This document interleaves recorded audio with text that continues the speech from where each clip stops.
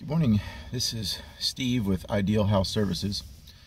I want to give you an update of what I experienced at the Uber financing meeting last night at 7 o'clock downtown Minneapolis.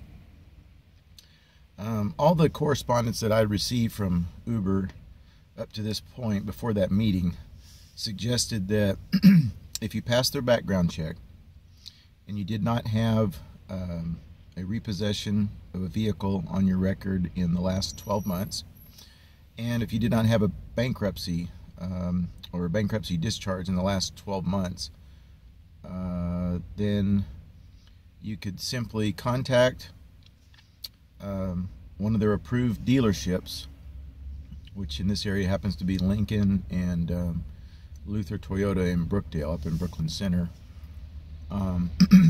and General Motors, GM Chevrolet, Luther Chevrolet in Brookdale. So they have two dealerships in the Minneapolis area that they refer you to that have partnered up with Uber. That's the way they explained it. And they have discounts. So if you meet those requirements that I just mentioned, supposedly the correspondence that I got said you could simply schedule an appointment with a representative that was aware of the Uber program at the dealership and pick out your car and drive away in your car, and then your payments would come out of your pay. Okay, but that's not exactly how it works. They also say that you don't need credit, but the truth is, what Uber is doing is they're basically referring you or hooking you up with Westlake Financial, a financing company that specializes in subprime lending.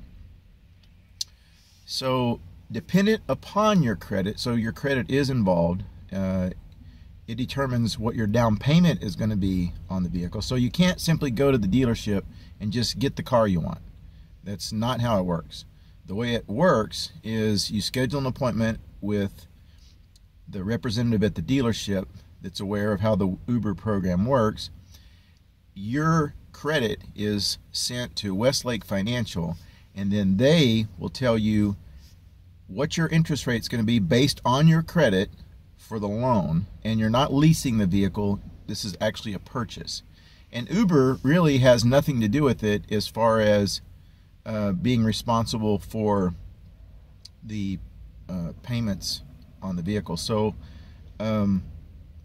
it doesn't matter whether they keep you busy or not. You're responsible for those payments. And Uber can do whatever they want.